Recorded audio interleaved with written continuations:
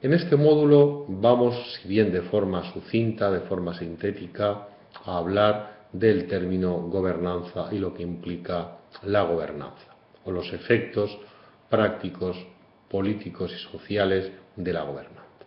Gobernanza es un término ya plenamente incorporado al lenguaje y a la Real Academia de la Lengua Española, la cual la ha definido y la ha contemplado en su diccionario. No voy a entrar en mencionarles a ustedes o citarles de memoria lo que el diccionario de la Real Academia Española señala y define como gobernanza. Les voy a hablar de las ideas principales de este término, de este neologismo ya plenamente incorporado en nuestra lengua, pero también de lo que implica como paradigma, como filosofía, la gobernanza. Gobernanza es un término traducido al castellano, al español, del portugués gobernanza, fruto de la traducción de la Comisión Europea de los portugueses de un término que, por otro lado, tiene una larga tradición en la lengua castellana y en la administración colonial, que es el de gobernación. Tanto en España como en América Latina, el término que expresa esta realidad del gobierno actual es la gobernación, el Palacio de la Gobernación en América Latina, donde vive el presidente de la República, el gobernador de la región o de la provincia, o los gobernadores de la España medieval, de la España de las monarquías absolutas, de la España democrática. La filosofía de la gobernanza implica una ampliación, una riqueza de los viejos conceptos precedentes de gobierno y de gobernabilidad. Tradicionalmente, el gobierno democrático, el gobierno constitucional, desde que existe el Estado de Derecho, se interpreta como la expresión de quién forma parte del gobierno, quién es el presidente del gobierno, las clases, categorías del gobierno, las competencias del gobierno. Es decir, es una contemplación y un estudio, un análisis de los miembros del gobierno, de la organización del gobierno, de las competencias del gobierno. Pero este análisis orgánico competencial es un análisis, un estudio de carácter principalmente estático y que ha dado origen a que básicamente los juristas especialistas en derecho público, tanto constitucional como administrativo, hayan profundizado en todos los países, en todas las lenguas, en todas las culturas administrativas, en el estudio del gobierno. En el caso español, siempre en nuestra historia constitucional, desde las Cortes de Cádiz, la Constitución de Cádiz de 1812, gobierno en su faceta más política se ha hecho equivalente a Consejo de Ministros o aspecto más administrativo de ese órgano colegiado integrado por el presidente, los vicepresidentes y los miembros del gobierno y las diversas categorías de miembros del gobierno. Pues como decía, esta visión clásica decimonónica del gobierno desde el derecho público, de carácter estático y de análisis estrictamente orgánico competencial de los miembros del gobierno y los órganos del gobierno, dio paso, después de la Segunda Guerra Mundial y con motivo del intervencionismo social y económico del Estado, esa fórmula llamada del Estado de Derecho, a hablar de la gobernabilidad. Implicaba el término gobernabilidad hablar no sólo del gobierno estático, el gobierno tal y como era, sino el gobierno en acción. El gobierno por sus resultados y la gobernabilidad era la legitimación añadida al gobierno. Frente al gobierno legítimo y representativo constitucional del 19, la gobernabilidad va a ser los resultados, la acción, los efectos del gobierno y cómo el gobierno impacta en la sociedad civil y en la ciudadanía. Este aspecto de la gobernabilidad va a ser complementario, enriquecedor del proceso previo del gobierno. Pero la tercera parte de este proceso del sistema social y del sistema político contemporáneo y de la legitimidad democrática y las demandas de la ciudadanía, de la sociedad civil actual, va a ser la gobernanza. La gobernanza es, pues, no sólo un nuevo término, sino también y sobre todo un nuevo paradigma explicativo de la nueva realidad política, de la nueva realidad social y del papel de la sociedad civil y la ciudadanía en los sistemas político-administrativos. Gobernanza va a ser el gobierno no solo legítimo y representativo del Estado constitucional y el gobierno por los resultados y por su acción, sino sobre todo el gobierno en relación con la sociedad civil y la ciudadanía. Va a ser un gobierno, por tanto, en relación constante, coherente con la ciudadanía, que tiene que responder a la ciudadanía. No se trata solo de ser un gobierno legal, representativo, democrático y con acción, sino que esta acción se corresponda a las demandas de la ciudadanía y de la sociedad civil.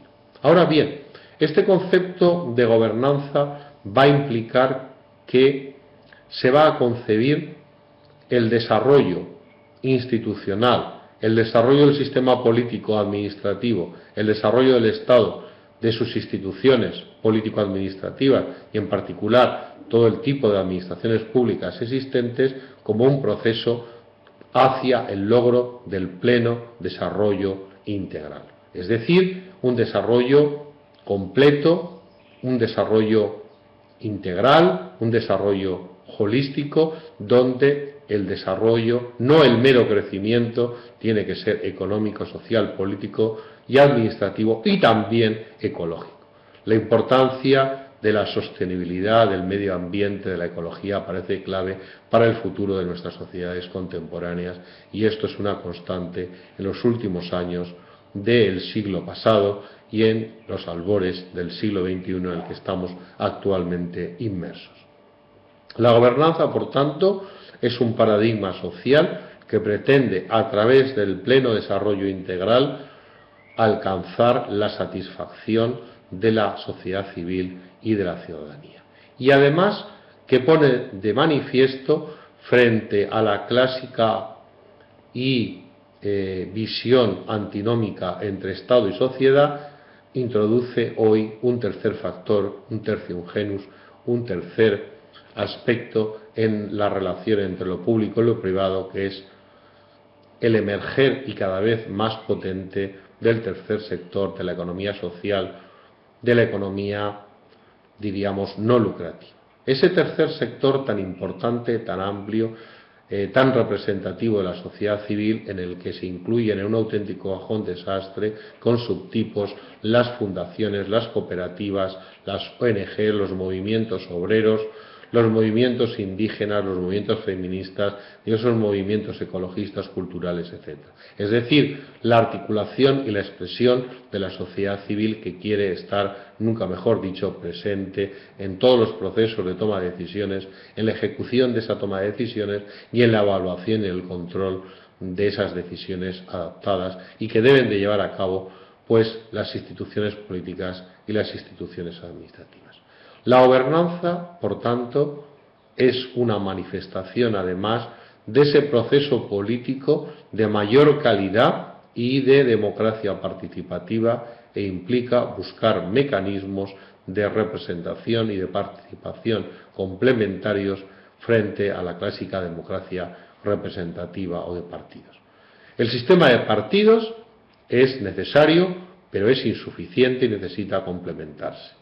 La democracia tampoco implica hoy la democracia participativa postular la desaparición de los partidos políticos, como mucha gente cree equivocadamente, y ser sustituidos estos por ciertos movimientos asociativos más o menos populares, más o menos anárquicos, más o menos estructurados y a veces con líderes esporádicos que aparecen. La democracia participativa implica integrarse de forma institucional clara en los procesos políticos por parte de la sociedad civil.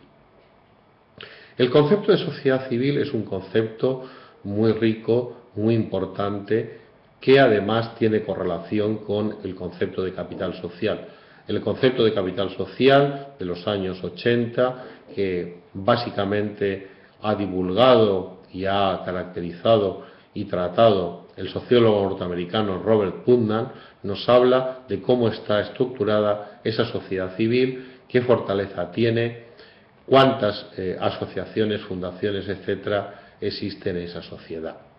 Una manifestación del sistema político, de la cultura política de los países latinos, entre los cuales obviamente está España, está Portugal, está Francia, está Italia, sería esa debilidad de la sociedad civil, que entre otras cosas se caracteriza por una baja afiliación a los sindicatos, a los partidos políticos y por tanto al sistema representativo, y también el escaso desarrollo de las asociaciones, fundaciones y entidades del tercer sector. Fomentar la sociedad civil, fomentar el capital social, es fomentar la democracia participativa y, por tanto, la gobernanza en nuestras sociedades democráticas. No es por ello una casualidad, si no es deliberado, que este MOOC se llame de gobernanza democrática. El concepto de gobernanza, la verdad es que lleva implícito ya el carácter, la naturaleza de democrático, pero hemos querido recalcar en este sentido lo de la gobernanza democrática para hacer hincapié en ese proceso necesario de profundización en la democracia, de mayor calidad de la democracia, mejora de la democracia. Es un proceso, por tanto, inacabado e inacabable.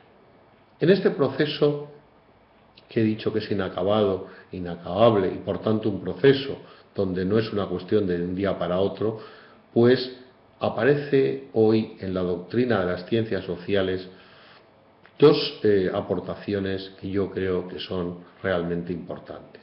En primer lugar está la corriente llamada del neoinstitucionalismo, que hace hincapié en la importancia, el papel de las instituciones.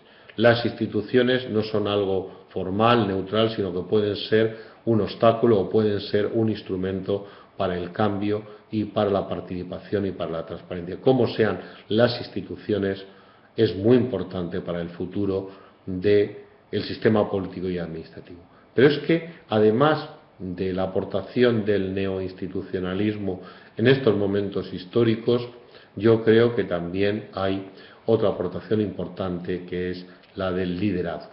Hoy el liderazgo aparece clave. Sin líderes capaces, sin líderes competentes, sin líderes relacionales, transformadores, no es posible cambiar plenamente la sociedad, ni puede haber líderes, por tanto, de la gobernanza. La gobernanza implica el liderazgo plural, no solo el liderazgo de la clase política, sino también liderazgo social. ¿Y cómo se forma el líder? El líder no nace, sino se nace, y precisamente nuestra vocación de servicio académico, por eso hemos creado un máster de liderazgo político y hemos hecho este programa de la gobernanza democrática para sensibilizar a los ciudadanos, a los posibles líderes, a los candidatos al liderazgo, de su importancia, de su rol tan relevante. Pero como les decía, la sociedad actual, en estos procesos de cambio hacia el futuro, hacia la calidad democrática, tenemos que ver cómo se potencia la sociedad civil a través de la democracia participativa. La conjunción de toda esta serie de actores, de instituciones, de forma integrada, de forma coordinada, de forma sistemática, harán que las sociedades, los sistemas políticos avancen progresiva y democráticamente. La medición de las sociedades y la calidad democrática hoy es posible y además nos permite, si bien con cautelas, comparar sistemas, sociedades y administraciones públicas. Muchas gracias y un saludo.